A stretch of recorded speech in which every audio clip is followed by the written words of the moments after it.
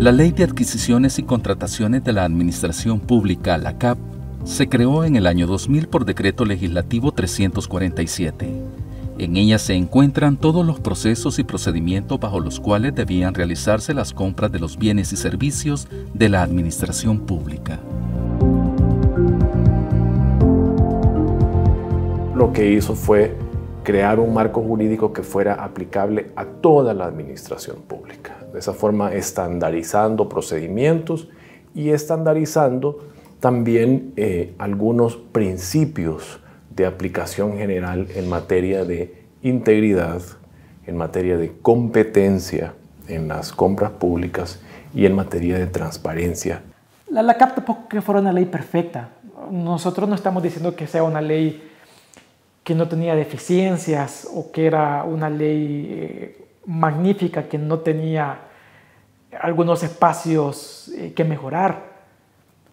Pero sin duda alguna del año 2000 hacia acá, había generado o había evitado la dispersión de normativas, porque todo se concentraba en una sola ley.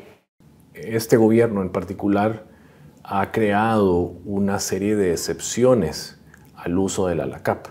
Son normas que le han permitido a este gobierno circunvalar, evitar los estándares de transparencia, de integridad y competencia que contiene la CAP, con el pretexto de la eficiencia o de acelerar las compras públicas. Se habla mucho del tema de agilidad y eso se está utilizando en el nuevo sistema de tecnología que se va a estar utilizando. Ahora, eso quiere decir que no voy a tener tanto papel y que tengo que tener este archivo, sino que lo puedo tener digitalizado, que me hace eficiente más el proceso y me pone más expedito. El problema está en que no podemos poner el concepto de agilidad como un concepto contrapuesto al concepto de transparencia y rendición de cuentas. No son conceptos mutuamente excluyentes, ¿no? O sea, no son opositores entre ellos, son conceptos complementarios, deben de ir a la par uno del otro. Entonces lo que ha hecho el Ejecutivo con todas estas leyes es anular por completo el concepto de transparencia y rendición de cuentas y solo quedarse con el concepto de agilidad. El primer caso fue las compras durante la pandemia y el uso del FOPROMID, que es el Fondo de Mitigación de Desastres, que se utilizó para la adquisición de los bienes, de los servicios que hacían falta para atender la emergencia sanitaria. El segundo ejemplo es aquella famosa ley Alaví. Si se acuerda, la ley Alaví también permitía saltarse las regulaciones de la CAP para la adquisición de bienes, de insumos relacionados con la atención de la emergencia sanitaria. Esa ley incluso iba más allá, porque hacía retroactiva la aplicación de sus normas. El tercero, el gobierno ha enviado a la Asamblea Legislativa y la Asamblea Legislativa ha aprobado sin ninguna discusión una ley de cárceles para la construcción particularmente del penal de Tecoluca, ¿verdad? Este mega penal que fue construido al margen de la CAP, es decir, sin utilizar los procedimientos de la CAP. El cuarto ejemplo, la ley del Tren del Pacífico, ¿verdad? Es una ley también que autoriza la contratación directa de un constructor, de una empresa para el desarrollo, que pueden ser muchas empresas, de hecho, si es un ferrocarril puede ser una obra muy grande en envergadura y complejidad. 5. La ley del aeropuerto de la Unión, el nuevo aeropuerto que este gobierno ha programado o ha dicho que va a construir. Hay una ley luego que pasó casi sin mucha atención al inicio del régimen de excepción y esa ley autorizaba que todas las compras que se realizaran en el marco del régimen de excepción con la finalidad de asegurar el cumplimiento del régimen de excepción también estaban fuera de la CAP. El séptimo ejemplo es la ley de adquisiciones simplificadas municipales, que es la ley que aplica la DOM, la Dirección de Obras Municipales. Entonces, en esa ley también se dice expresamente que hay un procedimiento distinto, al margen de la CAP. En en estos 7 ejemplos hay un patrón de desmontaje del régimen de contrataciones y adquisiciones de la administración pública que existía hasta este momento. Un patrón deliberado de evadir las reglas y los estándares de transparencia, de competencia y de integridad que contenía esa ley, la CAP. El 25 de enero de 2023, la Asamblea Legislativa aprobó la nueva Ley de Compras Públicas, derogando la Ley de Contrataciones y Adquisiciones, la CAP. Con esto, se crea un nuevo régimen de contratación para todas las compras de la administración pública. Ahora, en cuanto a la nueva Ley de Compras Públicas, el problema es el siguiente. La nueva Ley de Compras Públicas incluye un aspecto que es el de los proyectos estratégicos. Como es ambiguo y no me especifica realmente qué vamos a entender por proyectos estratégicos, asumimos de que se refieren a este tipo de proyectos como la cárcel, el puerto, el aeropuerto. Ojo, asumimos. Y ese es un primer defecto que podemos encontrar en esta ley, que todo es bastante ambiguo. Entonces, esas puertas que se abren dejan a la imaginación. Yo sé que falta la ley que tenga su reglamento y sus instructivos, porque están supeditados a esas leyes secundarias. Pero nos queda un poquito la duda de que cómo se va a hacer el tema de específicamente de las excepciones a la regla, de qué proyectos van a ser de esa magnitud. Y son proyectos de cuantías muy interesantes para el país. ¿Cuál es el problema también? Que los proyectos estratégicos se van a decidir en el seno de el Consejo de Ministros, pero toda la información que genera el Consejo de Ministros es información reservada, porque las actas del Consejo, la Presidencia de la República decidió desde un par de meses después que asumieron en 2019 este Presidente de la República que iba a ser información reservada.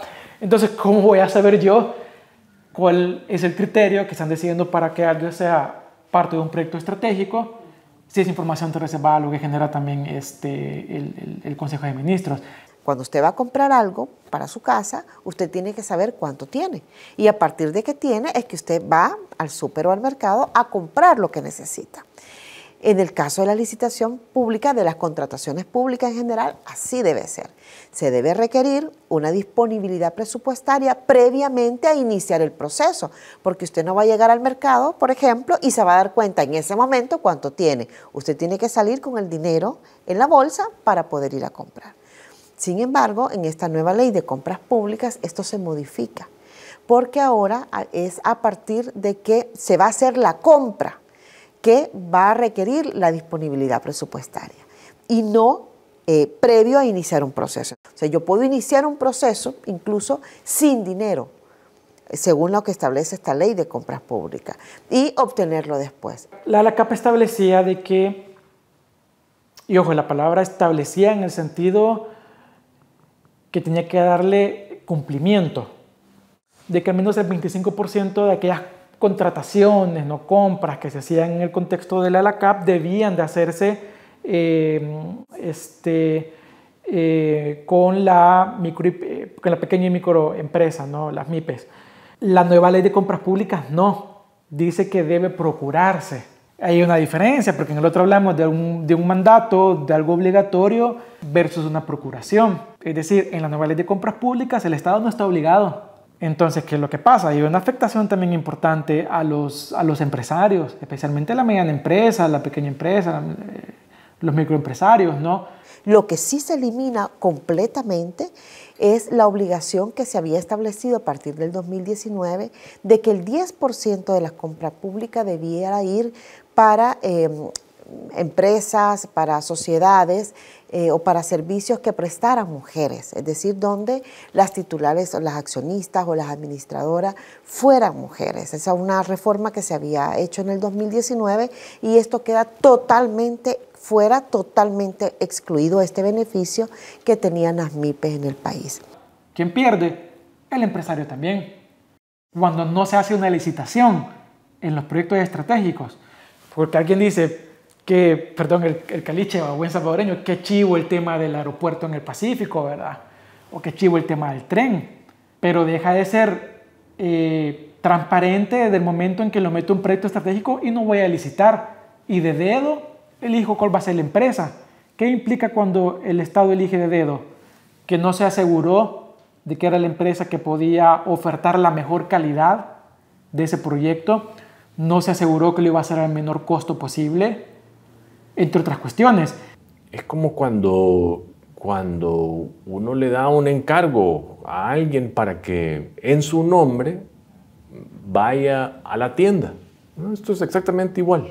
Como cuando no podíamos salir en la pandemia, ¿no? Y entonces le decíamos a alguien, haceme el favor de hacerme las compras, ¿no? Aquí están estos $20 para que me hagan las compras de la semana. Verduras y arroz.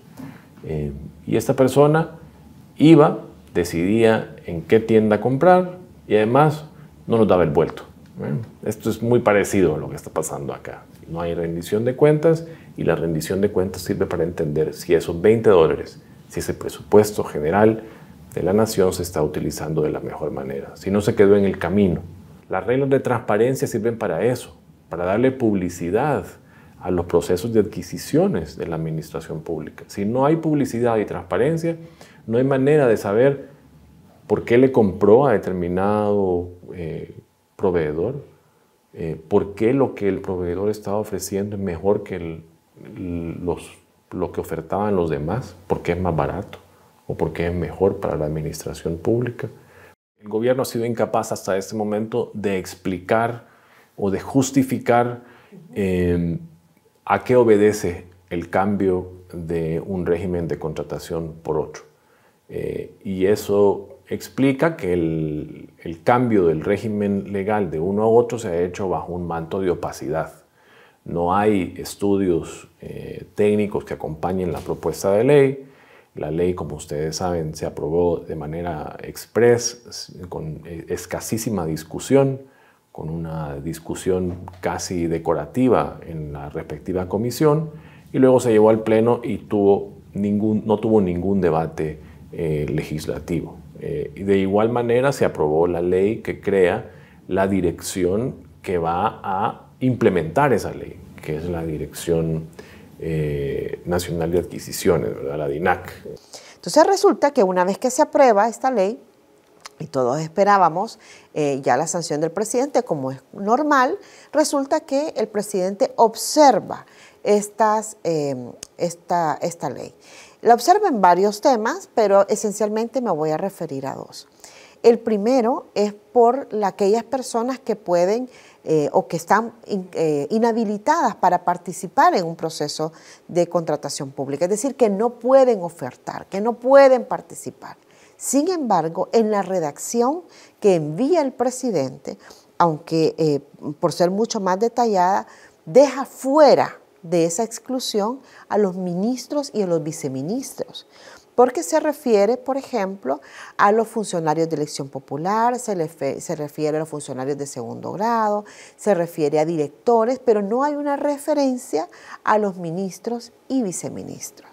Por tanto, cualquiera de ellos pudiera ofertar cuando son personas que ejercen suficiente poder como para poder afectar cualquier proceso competitivo de la adquisición de una obra, de un servicio o de un bien público.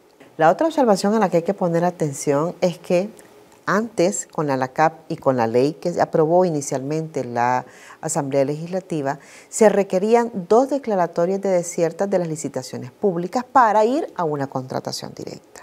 El presidente observa esto y dice, no son 2, con una sería suficiente. Y el tema es que esto nuevamente sigue favoreciendo esa contratación directa, es decir, que existan procesos menos competitivos y menos transparentes para la adjudicación de la obra. Los que construyeron el penal es una empresa que se eligió de forma directa. ¿Por qué esta empresa y no otra? ¿Cómo sabemos que esta no es la empresa más cara del sector? ¿Cómo sabemos que esta empresa tiene buenos estándares de construcción? ¿Cómo sabemos que esta empresa tiene estándares de integridad? Bueno, no lo podemos saber porque no hubo una calificación de ofertas distintas. Otro tema que también se modifica en esta ley es que los diseños, las construcciones, por ejemplo, las obras, pueden ser supervisadas por quien diseñe la obra.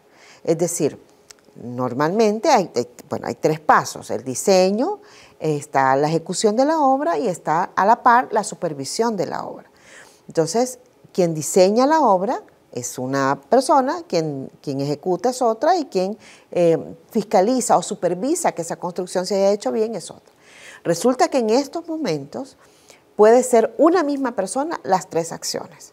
Es decir, esto es algo también nuevo y yo creo que atenta precisamente contra el principio que debe regir de la buena gestión de la obra pública, porque pudiera justamente saltarse los controles necesarios que se establecen a partir de esta triada, ¿no?, que antes operaba de manera separada.